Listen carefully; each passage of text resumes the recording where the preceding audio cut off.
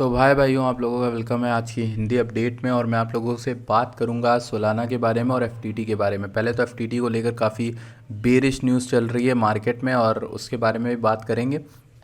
क्या सोलाना को लेकर क्या हो सकता है। मैंने जो बेरिश न्यूज़ सुनी है वो ये है कि एफटीएक्स जो है अपने एसेट्स जो है लिक्विडेट करने वाला है, ठीक। और उन एसेट्स में बहुत लार्ज अमाउंट में सोलाना भी है और लार्ज अमाउंट में एफटीटी भी है। तो दोनों पे अच्छा खासा असर हमें देखने को मिल सकता है। सिर्फ इसलिए नहीं कि वो सेल कर रहे हैं, ये बात याद रखने वाली बात है। सिर्फ उनके सेल करने से नहीं हो रहा, उनकी वजह से कितने लोग सेल करेंगे वो आपको ध्यान रखना होता है। मार्केट इस तरह से प्ले करनी होती है। जब हम वीकली में देखते हैं तो हमें वीकली में मार्केट में 3 तरह की रेंजेस दिखती हैं। इसको हटा दो, ठीक है, इसके बारे में अभी बात करेंगे। इसको भी हटा दो तो आपको क्लीन मैं कुछ चीज़ें दिखा देता हूँ। और ये हमारे पर, ठीक।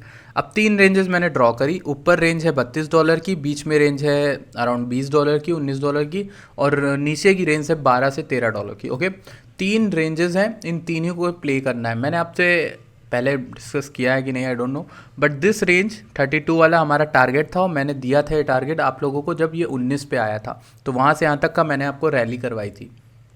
सॉरी, ये वाली मैं करवाया था, ठीक। सो ये रैली मैंने आपसे करवाई थी। उसके बाद मैंने आपको बताया था कि 19-20 पे अच्छा सपोर्ट है, यहाँ से ये पंप कर सकता है। बट अभी ये जो न्यूज़ आई है उसके बाद ये सपोर्ट टूटता हुआ दिख रहा है वीकली में आपको, ठीक है। कैंडल क्लोज हुई है वीकली की यहाँ नीचे। अगर ये नीचे जाती है, जो कि लग जा ही रही है, तो हमारे पास लेवल सब कौन कौन से बचे हैं। पहला सिर्फ एक $17 का बचा है और दूसरा हमारे पास $13 के अलावा कुछ भी नहीं है। और जो मुझे लगता है, मेरा पर्सनल है, वो ये कि $13 तक ये आ सकता है। 13 के बाद ये बहुत अच्छा पंप करेगा मेरे ख्याल से, ठीक है। क्योंकि इसको लेकर कोई भी ऐसी बेरिश न्यूज़ नहीं है, खाली ये मार खाता रहा है दूसरों की न्यूज़ की वजह से। आप ध्यान दो, एफटीएक्स के कारनामे की वजह से ये कहाँ से कहाँ आ गया, ठीक है। अब ये तो चलो बेरिश मार्केट के चक्कर में आया, ठीक है। ये जो फॉल आया था इसका $34 से जो यहाँ तक गिर गया $6-8 तक, ये फॉल बहुत ज़्यादा हो गया था इस टोकन में, ठीक। तो ये टोकन में जो फॉल आया, ये इसने मार खाई बेवकूफ़ों की तरह दूसरों की वजह से। और अब देखोगे कि इसने एफटीएक्स की मार खाई। और अभी क्या है, ये वीकली जो है तोड़ रहा है, तो तोड़ रहा है तो ये $12-13 रिविजिट करेगा। और अब मैं आपको एक अच्छी चीज़ और बताता हूँ कि इसमें अच्छी चीज़ क्या है। अच्छी चीज़ ये है कि जब आप डेली में आ जाते हो ना, तो आपको क्लियर पिक्चर दिखती है और क्लियर पिक्चर में और भी चीज़ें दिखने लगती हैं क्या प्ले कर रहा है। तो डेली में जब आप आओगे तो आपको दिखेगा भैया $25 का भी एक रेजिस्टेंस है और एक और नीचे एरिया है। वो एरिया आपका यही $17 का, सॉरी, ये एरिया। तो इसको मैं मार्क कर देता हूँ आप लोगों के लिए। तो अगर मैं आप लोगों के लिए मार्क करूँ, ये वाला एरिया है, अरे this is the area, okay. तो $17 का ये जो एरिया है ये भी सपोर्ट की तरह एक्ट कर सकता है। इसके लिए हम क्या कर सकते हैं, पहले तो हम इसको हटा देते हैं, आरएसआई नहीं, स्टॉक आरएसआई को यूज़ करेंगे, ओके। स्टॉक आरएसआई को हम यूज़ करेंगे। जब हम स्टॉक आरएसआई को यूज़ करते हैं ना, तो हमें कई चीज़ें पता चलती हैं। वो ये कि इसमें एक ट्रायंगल फॉर्म हो रहा है, okay. And you can see that this triangle, in this triangle you can find this, you can find this and you can find this too, okay। so after this, comparing this, you can see that कि इसके बाद क्या हो सकता है कि ये breakout कर सकता है नीचे की ओर। और जब ये ब्रेकआउट करेगा तो इस ट्रायंगल के अनुसार इसका बॉटम होना चाहिए $17 के अराउंड, ठीक। ये दिख रहा है क्लियरली, इस ट्रायंगल के अनुसार इसका बॉटम $17 होना चाहिए। मुझे अब थोड़ा बहुत आगे कंपेयर करना। सो अब देखो कि अगर ये $17 पे आता है तो पहली लॉन्ग पोजीशन बिल्ड कर सकते हो। ये है मेरा आइडिया $19 के रीटेस्ट तक का, ठीक है। और फिर मुझे जो बड़े टाइम फ्रेम में लग रहा है वो वही लग रहा है, मेरा वही स्टैंड रहेगा कि ये $12-13 आ सकता है, पर $17 पे एक बाउंस बनेगा, ओके। तो वो चीज़ आपको ध्यान रखनी है। हो सकता है 17 से ही ऊपर भी चला जाए। अब ये ऊपर कब जाएगा, ये 17 आके वापस से 20 के ऊपर आ जाए। तो इस तरह का जब कुछ प्ले करे कि 17 आके वापस से 20 के ऊपर चला जाए, तो हमारे पास रेंज का अपर टच करने के अलावा कोई चांस नहीं है। आपको पता होगा कि यहाँ $25 का एक रेजिस्टेंस भी था, तो उसको भी ये प्ले करेगा और इस तरह से मार्केट ऐड करेगी। तो वीकली में कुछ चीज़ें हमें नहीं दिखती हैं, जो मैं समझा रहा हूँ, कुछ चीज़ें नहीं दिख रही हैं, वो चीज़ें हमें दिख गई डेली में। और डेली में हमें क्या लगता है कि $17 आने के बाद ये पंप करेगा। और अगर वो पंप 19-20 के ऊपर ले आता है इसे और सस्टेन करवा देता है, तो हमारी मार्केट 25 जाएगी। लेकिन अगर ये 19 के ऊपर नहीं आ पाता, जो कि मुझे लग रहा है ये नहीं आ पाएगा, ये 17 के बाद हल्का सा बाउंस देगा 19 तक, उसके बाद ये नीचे गिर सकता है, जहाँ आप एक शॉर्ट बना सकते हो अपॉर्चुनिटी, ओके। सो ये मैंने स्टैंड और ये मैंने क्यों बनाया, ये एनालिसिस में बता देता हूँ। कुछ हफ्तों तक, कुछ दिनों तक मैं इसमें बुलिश था काफ़ी, जब तक ये उसको होल्ड कर रहा था। देखिए रीज़न ये, एज अ ट्रेडर आपको पहले तो फ्लेक्सिबल होना है। दूसरी चीज़ ये कि इसमें ना आपको ये देखना है कि इस टोकन में यहाँ $19 वाला सपोर्ट बहुत स्ट्रॉन्ग था।